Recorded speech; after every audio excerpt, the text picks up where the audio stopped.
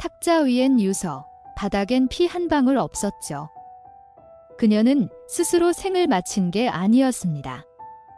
누군가가 그 장면을 완벽하게 만들어낸 겁니다. 감정이 없는 사랑, 연극처럼 짜인 죽음. 그리고 그 모든 흔적 속엔 단 한 줄의 오타가 있었죠. 아침 여러분, 다크한 나이트메어 출발합니다. 지하의 공기엔 오래된 술 냄새가 섞여 있었죠. 형광등 한 줄이 깜빡이던 그 밤, 문틈으로 스며나온 냄새는 단순한 부패가 아니었어요. 그것은 고여있던 시간의 냄새, 닫힌 문 안에서 오래전 멎은 숨의 흔적이었죠. 문이 열리자 그 안엔 한서진이 누워 있었어요. 발끝은 바깥으로, 머리는 안쪽 벽을 향해 있었죠. 오른손만이 가슴 아래로 접혀 있었고 왼팔은 옆구리로 미끄러지듯 떨어져 있었어요. 그 자세가 너무 가지런해 누군가가 정리한 것처럼 느껴졌죠. 피는 거의 없었어요. 마치 누군가 일부러 닦아낸 듯 그 자리에 남은 건 희미한 얼룩뿐이었죠. 탁자 위엔 2개의 소주병이 가지런히 놓여 있었어요. 하나는 비어 있었고 하나는 정확히 3분의 1이 남아 있었죠. 뚜껑은 나란히 맞춰져 있었어요. 자살을 결심한 자가 그런 질서를 유지했을까요? 그 위엔 프린터로 뽑은 유서 2장이 놓여 있었어요. 남편이 죽고 삶이 힘들다 자식들이 미워졌다 문장은 일정했고 글씨는 너무 반듯했어요. 그런데 그 문체는 이상했죠.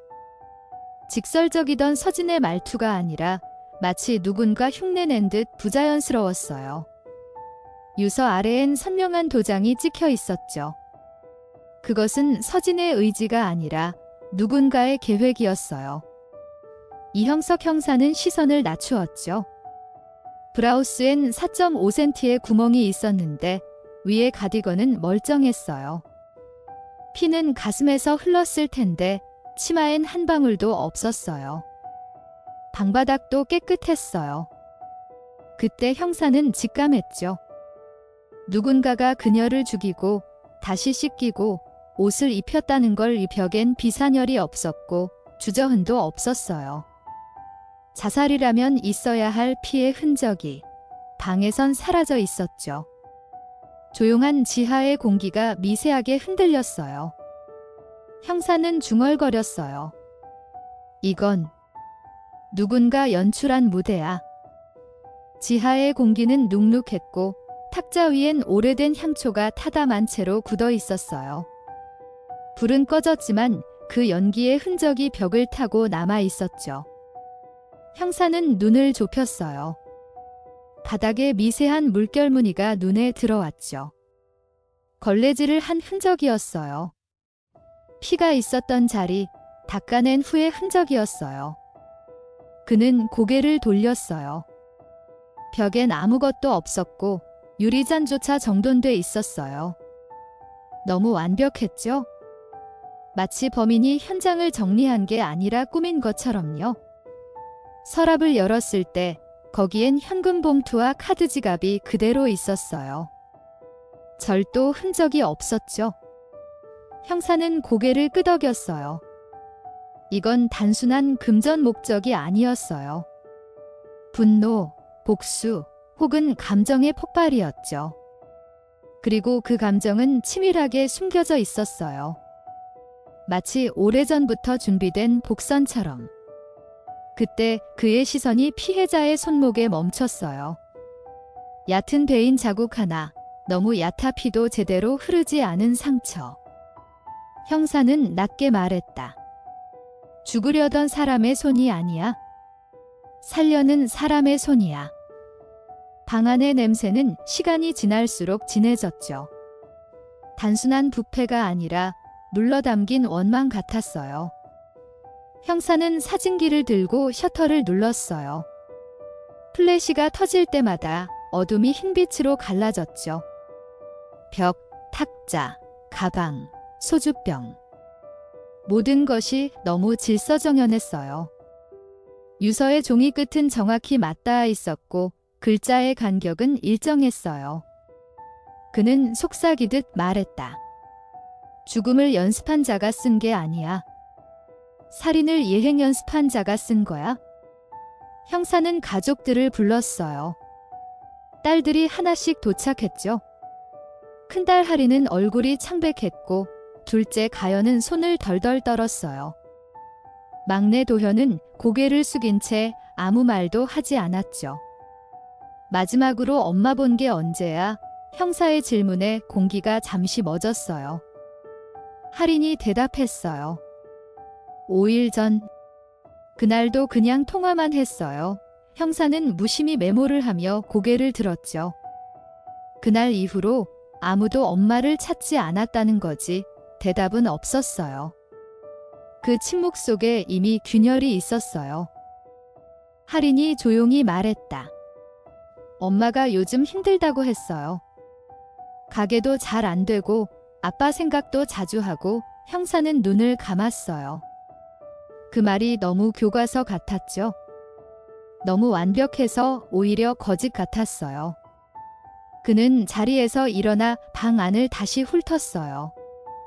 그때 유서의 문체가 머릿속에 맴돌았죠.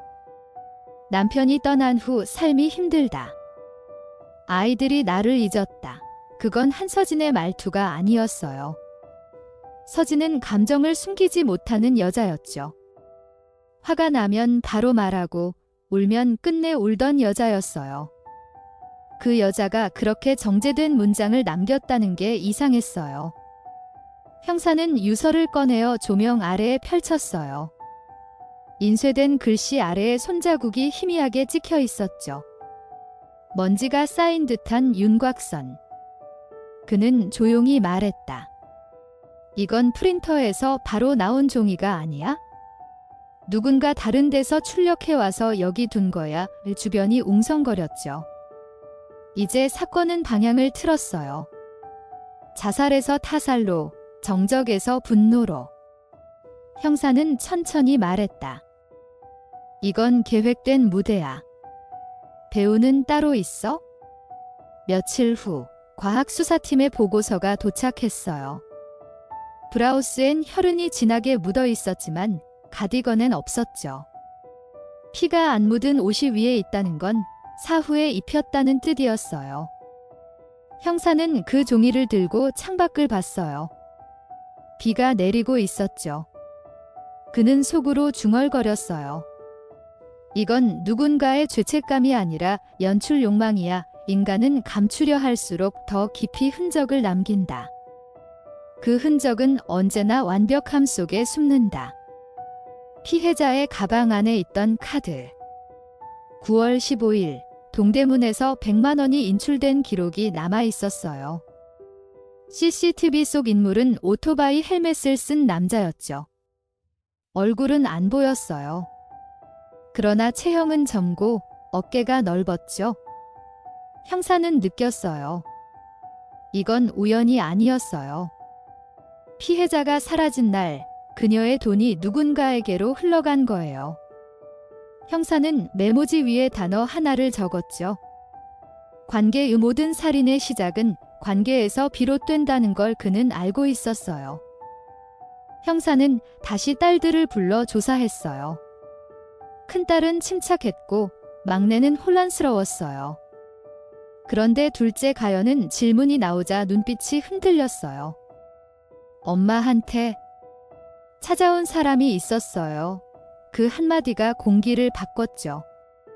누구지? 형사의 목소리가 낮게 깔렸어요. 예전에 같이 살던 사람이요. 그 말에 형사는 고개를 들었어요. 이제 어둠의 윤곽이 선명해졌죠. 그의 이름은 장혁수. 25살, 폭력 전과 전처 사이의 아이 하나, 가연은 그를 사랑했다. 하지만 그 사랑은 고통이었고 주먹으로 이어졌어요. 결국 가연은 도망쳤고 혁수는 그녀를 찾아 헤맸죠. 흥신소에 의뢰했고 가족에게까지 찾아왔어요. 딸 어디 있냐고. 제발 알려달라고. 가연의 목소리가 떨렸어요. 형사는 눈을 가늘게 떴죠. 그가 마지막으로 엄마를 본 날은 언제야? 9월 15일이요. 공기가 찢어지듯 정지했어요. 그날은 서진이 사라진 날이었죠. 형사는 가연에게서 받은 이메일을 열었어요. 혁수가 보낸 거였죠? 너를 찾고 싶다. 내 말 믿어줘. 문장은 서툴고 맞춤법이 틀렸어요. 거짓말을 거짓말이라고 썼죠. 형사는 눈을 빛냈어요. 그 오타는 유서에서도 똑같이 나타났거든요. 너희들이 엄마한테 그렇게 거짓말이 하면 그는 조용히 웃었어요. 이노민의 글씨 하나가 범인을 드러낸 거였어요. 며칠 뒤 과학수사팀이 보고를 올렸어요. 내실의 탁자에서 쪽지문이 검출됐죠. 완전한 지문이 아닌 손끝 일부였어요. 피해자의 것도 가족의 것도 아니었어요. 형사는 그걸 조용히 들여다봤어요. 혁수, 너였구나. 그의 손끝이 서진의 방 안에 남아 있었어요. 닦지 못한 단 한 자국. 완벽하게 닦았다고 믿은 그 흔적이 그를 끌어올렸죠. 형사는 그날 밤 잠을 이루지 못했어요. 노트북 화면에 번진 유서의 활자가 머릿속을 태웠죠. 거짓말이라는 그 한 글자가 마치 피의 사인 같았어요. 그는 유서를 확대해 놓고 문장 구조를 분석했어요. 감정선, 단어 간 간격, 문체의 리듬. 그것은 서진이 아니라 젊은 남자의 거친 타건이었죠. 글자마다 힘이 들쭉날쭉했고 문장의 끝은 이상하게 거칠었어요. 서진은 감정적이지만 균형 있는 사람이었어요. 그러나 이 글은 분노와 흥분, 그리고 두려움이 섞여 있었죠. 그는 조용히 중얼거렸어요. 죽음을 쓴 손이 아니야. 살인을 숨긴 손이지. 본청 감식실에서 전화가 걸려왔어요. 이형석 형사님, 유서의 종이에서 묘한 게 나왔습니다. 그 한마디에 그는 자리에서 일어났어요. 종이의 하단, 도장 아래. 현미경 확대 사진이 화면에 떠 있었죠. 거기엔 프린터 잉크 자국 외에 미세한 스테이플러 자국이 남아 있었어요. 두 장이 한 번에 찍혔다가 분리된 흔적. 누군가 외부에서 프린트해 클립으로 묶은 뒤 가져왔다는 뜻이었죠. 형사는 손으로 턱을 짚었어요. 그럼 유서가 만들어진 곳은? 노래방이 아니군. 이제 퍼즐의 조각이 하나씩 맞춰지기 시작했어요. 서진은 9월 15일에 사라졌고 16일 새벽까지 핸드폰 신호가 잡혔어요. 그러나 17일부터 모든 기록이 끊겼죠. 그 사이 누군가 노트북으로 워드를 작성하고 인쇄해 도장을 찍어 들고 왔다는 계산이 나왔어요. 범인은 이틀 동안 시신 곁에 있었다는 뜻이었죠. 형사의 눈에 싸늘한 불빛이 스쳤어요. 살인 후에 다시 돌아온 놈이야? 시체 옆에 앉아. 연출을 한 거지. 가연은 신문실의 차가운 의자에 앉아 있었어요. 손끝이 얼어붙은 듯 떨렸죠. 그 사람, 장혁수. 최근 연락한 적 있어요? 없어요. 그가 날 죽일까 봐 번호도 바꿨어요. 형사는 눈을 치켜떴어요. 그런데 15일 이후로 내 메일함엔 그가 보낸 메시지가 3통 있어 가연의 눈동자가 흔들렸어요. 형사는 메일을 펼쳤어요. 한 번만 더 보고 싶다. 미안하다. 내 엄마는 아직 몰라. 그 문장은 단순했지만 섬뜩했어요. 그는 이미 계획 중이었어요. 형사는 혁수의 전력을 뒤졌어요. 25, 전처, 5살짜리 아들, 폭행전과 3건. 그는 누군가를 지배하고 두려움으로 묶는데 익숙한 인간이었어요. 감정이 폭발하면 손부터 올라가는 남자.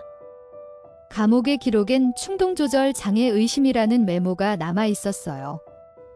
형사는 종이를 접으며 생각했죠. 이런 놈들은 똑같은 패턴을 반복해요. 사랑이라 착각하고 집착이라 믿고 결국엔 파괴로 끝나는. 가연이 입을 열었어요. 그날 엄마한테 연락 왔대요. 그 사람이 찾아왔다고 형사는 고개를 들었어요.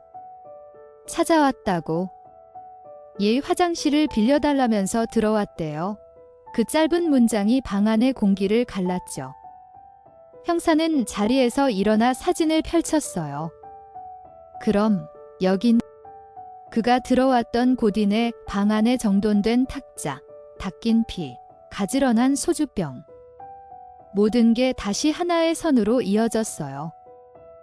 형사는 자리에 앉은 채 천천히 말했다. 그는 처음부터 죽일 생각이었어. 유리창 너머로 새벽빛이 스며들었어요. 화장실을 빌려달라 한 건 명분이야. 손에 든 건 칼이었고 이웬 거짓말이 있었지. 형사는 유서를 들었다. 그는 그녀를 죽이고 다음날 다시 돌아와 씻기고 옷을 입히고 유서를 써서 도장을 찍은 거야. 공기 속의 정적이 폭발처럼 무겁게 내려앉았어요. 며칠 후 통신 추적이 성공했어요. 혁수의 신호가 경기 고양시의 한 고모 집에서 잡혔어요. 형사들은 즉시 잠복을 시작했죠. 하루 종일 비가 내렸고 이른 새벽 골목 끝에서 한 남자가 나타났어요. 헬멧 없이 담배를 물고 느릿하게 걷고 있었죠. 형사는 무전기를 들었어요. 대상 포착 발소리가 젖은 골목을 스쳤죠. 순간 형사의 손이 혁수의 어깨를 붙잡았어요. 장혁수지. 그는 고개를 숙이며 대답했어요. 알고 있죠. 왜 오셨는지. 조사실은 무겁고 냉랭했어요. 형사는 말없이 파일을 펼쳤죠. 유서의 오타, 내 이메일의 오타랑 같아. 혁수의 손이 미세하게 떨렸어요. 거짓말이. 그거 실수였어요. 실수. 아니, 내가 쓴 흔적이지. 형사는 사진을 탁자 위에 펼쳤어요. 이건 내 지문이야. 피해자의 방에서 나온 혁수의 얼굴이 하얗게 질렸어요. 그건 우연이에요. 형사는 냉정히 웃었죠. 죽은 사람 방에 내 지문이 우연히 남았다고? 혁수의 입술이 굳어갔어요. 방 안의 공기가 무겁게 짓눌렀죠. 형사는 의자를 밀고 다가섰어요. 왜 그랬어? 왜 죽였어? 한참의 침묵 후 혁수가 낮게 말했다. 그 여자가 날 모욕했어요. 형사의 눈이 날카로워졌어요. 딸이 맞아 도망갔으니까? 그게 이유야. 혁수는 고개를 떨구며 웃었어요. 난 그 아이를 사랑했어요. 그런데 그 여자가 날 쓰레기 취급했어요. 그의 눈엔 분노와 광기가 섞여 있었죠. 그 순간 그냥 끝내고 싶었어요. 다. 형사는 한동안 말을 잃었어요. 그는 이기심의 끝을 보았죠. 혁수의 사랑은 사랑이 아니라 소유였어요. 사람을 가두고 통제하고 무너뜨리는 감정. 그는 말했다. 넌 그녀를 사랑한 게 아니라 내가 잃은 자존심을 되찾으려 한 거야. 혁수는 고개를 들었어요. 그래요. 그래서 후회 안 해요. 그 말에 형사의 얼굴이 굳었어요. 그럼 다시 연출하러 갔던 건 뭐지? 혁수의 입술이 말라붙었어요. 그건 그냥 정리하려고요. 정리. 형사의 목소리가 낮게 깔렸어요. 시신을 닦고 옷을 갈아입히고 유서를 만들어 놓는 게 정리냐? 혁수는 말없이 벽을 봤어요. 형사는 탁자를 치며 소리쳤죠. 그건 연극이야. 인간. 방 안의 공기가 갈라졌어요. 형사는 숨을 고르며 말했다. 너 같은 자들이 가장 위험해. 죄책감 대신 연출로 죄를 덮는 놈들. 혁수는 고개를 떨군 채 미소를 흘렸어요. 그래도 완벽했잖아요. 아무도 몰랐을 거예요. 형사는 자리에서 일어나 조용히 걸었어요. 완벽. 그의 손에 든 파일이 바닥에 떨어졌어요. 완벽했다면 내 지문은 왜 남았을까? 내 오타는 왜 반복됐을까? 혁수는 아무 말도 하지 않았어요. 형사는 고개를 숙이며 낮게 말했다. 내가 놓친 건 단 하나야. 인간의 흔적은 지워지지 않아. 혁수의 고개가 천천히 떨어졌어요. 그 여자가 먼저 욕했어요. 나한테 딸을 때린 괴물이라고. 난 그냥 한마디만 하고 싶었어요. 미안하다고. 그의 목소리가 흔들렸어요. 형사는 침묵했죠. 그런데 그 순간 그 여자가 날 밀쳤어요. 난 칼을. 형사는 눈을 감았어요. 2번 찔렀지. 혁수의 눈이 커졌어요. 어떻게 알아요? 형사는 말했다. 부검이 그렇게 말하더라. 형사는 마지막으로 말했다. 너는 살인이 아니라 연극을 한 거야. 타인의 죽음을 무대에 올려 내 분노를 예술처럼 포장했지. 하지만 피는 대본을 따르지 않아. 혁수는 웃으며 눈을 감았어요. 그래도 그녀는 이제 날 기억하겠죠. 형사는 조용히 자리에서 일어나 등을 돌렸어요. 넌 기억되지 않아? 단지 잊히지 않을 뿐이야. 그리고 그 문을 닫았어요. 형사는 그날 밤 보고서를 적으며 담배를 붙였어요. 연기로 방이 가득 차자 서진의 얼굴이 떠올랐죠. 그 여자는 마지막 순간까지 싸웠을까? 아니면 체념했을까? 그는 사진 속의 방을 다시 봤어요. 닦인 바닥, 가지런한 소주병, 구겨지지 않은 이불. 모든 게 너무 조용했어요. 마치 살인 후의 방이 아니라 연극의 세트 같았죠. 그는 속삭였어요.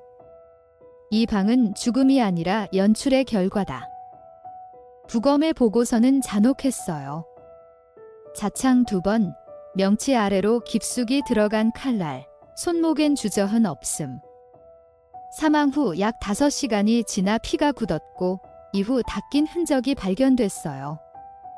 사망 원인은 복부 자창에 의한 과다출혈. 그러나 피는 방바닥이 아니라 옷 속에서 흡수돼 있었죠. 형사는 보고서를 덮으며 중얼거렸어요. 피는 거짓말하지 않아. 하지만 인간은 피보다 더 교활해. 조사 결과 혁수는 범행 후 바로 떠나지 않았어요. 그는 그날 밤 노래방 뒤편 골목의 CCTV에 찍혀 있었어요. 손에 무언가를 들고 있었죠. 형광등 아래로 드러난 건 흰 종이 다발. 유서였어요. 그가 집으로 돌아가 노트북을 켜고 문장을 입력했죠. 남편이 떠나서 힘들다. 아이들이 나를 버렸다. 단어마다 분노가 박혀 있었어요. 그는 그녀를 죽였지만 동시에 그녀의 목소리를 훔쳤어요. 형사는 혁수가 인쇄한 유서를 들고 말했다. 내가 그녀의 입을 빌려 너 자신을 구했지. 혁수는 웃었어요. 그래도 아무도 몰랐잖아요. 완벽했어요. 형사는 조용히 고개를 저었죠. 완벽은 항상 틈에서 무너진다. 내 오타 하나가 내 살인의 자서전이 됐어. 혁수의 얼굴이 일그러졌어요. 그는 고개를 떨군 채 웃음을 흘렸죠. 그 여자가 날 욕했어요. 그 말이 아직도 귓가에 남아요? 형사는 서류를 덮고 자리에서 일어났어요. 그녀가 욕한 게 아니라 너를 판단한 거야. 혁수는 눈을 부릅떴어요. 그 여자는 날 모욕했어요. 내 아이까지 버렸다고. 그의 목소리가 높아졌죠. 형사는 냉정히 말했다. 내가 버린 거야? 그녀도, 아이도, 너도. 혁수의 손이 떨렸어요. 그의 눈은 공허했어요. 사랑은 그에게 이유였고 증오는 목적이었어요. 신문이 끝나고 형사는 잠시 복도로 나왔어요. 유리창에 비친 자신의 얼굴이 낯설었어요. 그는 이 사건이 단순한 살인이 아니라 인간의 왜곡된 감정의 기록이라고 생각했어요. 사랑이란 단어를 믿는 척하면서 그 뒤에 숨은 폭력을 본 거죠. 그는 손에 쥔 담배를 껐다. 감정의 끝은 언제나 파괴야. 누군가는 울고 누군가는 웃는다. 혁수의 범행 재연이 진행됐어요. 경찰은 폐쇄된 노래방을 그대로 복원했죠. 혁수는 수갑을 찬 채 무대 위처럼 서 있었어요. 그날 밤 들어와서 뭐 했지? 형사의 물음에 그는 눈을 감았어요. 처음엔 그냥 말하려고 했어요. 근데 그 여자가 욕을 했어요. 그 순간 혁수는 공중을 향해 손을 휘둘렀어요. 칼을 찌르던 그 동작, 잔인할 만큼 익숙했죠. 형사는 목소리를 눌러 말했다. 그건 분노가 아니라 습관이야. 그날 현장은 적막했어요. 형사의 눈에 피해자의 자리와 시신의 위치가 겹쳐졌어요. 그는 혁수의 눈빛을 봤죠.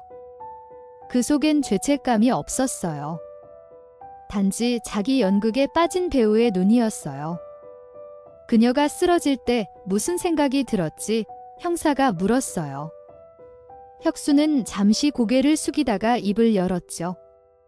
생각 안 했어요. 그저 조용했어요. 그 말이 방 안의 모든 숨을 먹게 했어요. 형사는 일지를 덮고 자리에서 일어났어요. 넌 사람을 죽인 게 아니라 현실을 죽였어. 혁수는 고개를 들었어요. 현실이 날 죽였잖아요. 그의 말에 형사는 잠시 멈췄죠. 그래, 내 말이 맞아. 하지만 그건 이유가 될 수 없어. 혁수는 웃었어요. 세상은 늘 이유를 찾아요. 그래야 편하니까. 형사는 그 미소를 끝까지 지켜봤어요. 인간의 가장 어두운 부분은 언제나 논리로 위장된다는 걸 알고 있었죠. 사건이 마무리되고도 형사는 한동안 노래방을 잊지 못했어요. 그곳엔 여전히 냄새가 남아 있었죠. 피, 알코올, 향수, 그리고 비눗물. 그 냄새들이 섞여 인간의 잔향이 되었어요. 그는 방 한가운데 서서 낮게 속삭였어요. 죽음은 사라지는 게 아니야. 형태를 바꿔 남는 거야. 어둠 속의 벽에는 아직도 희미한 얼룩이 있었죠. 누가 닦았는지 알 수 없는 흔적. 비가 내리던 밤, 형사는 사건 보고서를 봉투에 넣고 서명했어요. 보고서 제목엔 이렇게 적혀 있었어요. 노래방 여주인 살인사건. 그는 펜을 내려놓으며 창밖을 봤죠. 빗방울이 유리창을 타고 흘렀어요. 그 모습이 마치 피의 흔적처럼 느껴졌어요. 세상은 그 흔적을 잊겠지만 형사는 잊지 못할 거였어요. 며칠 후 법원에서 형량이 내려졌어요. 장혁수, 징역 20년. 법정 안은 조용했어요. 피해자의 가족은 아무 말도 하지 않았어요. 그 침묵이 가장 큰 저주였죠. 혁수는 고개를 숙인 채 미소를 지었어요. 그래도 난 기억될 거예요. 판사의 망치가 울렸죠. 그 소리가 모든 것을 끝냈지만 어딘가엔 여전히 잔향이 남았어요. 형사는 마지막 기록을 남겼어요. 인간은 죽음보다 무서운 존재다. 왜냐하면 죽음을 연출할 수 있기 때문이다. 그 문장을 적고 그는 조용히 불을 껐어요. 방 안엔 남은 연기가 천천히 사라졌어요. 바닥에 흩어진 서류 위로 새벽빛이 내려앉았죠. 이 사건은 끝났지만 그 어둠은 여전히 세상 어딘가에서 숨쉬고 있었어요. 그리고 형사의 귓가엔 그날의 한 문장이 다시 떠올랐죠. 이건 누군가 연출한 무대야. 이번 다크한 나이트메어는 여기까지입니다. 끝까지 청취해 주셔서 감사합니다. 작은 댓글, 구독과 좋아요로 힘을 보태주시면 큰 응원이 될 거예요.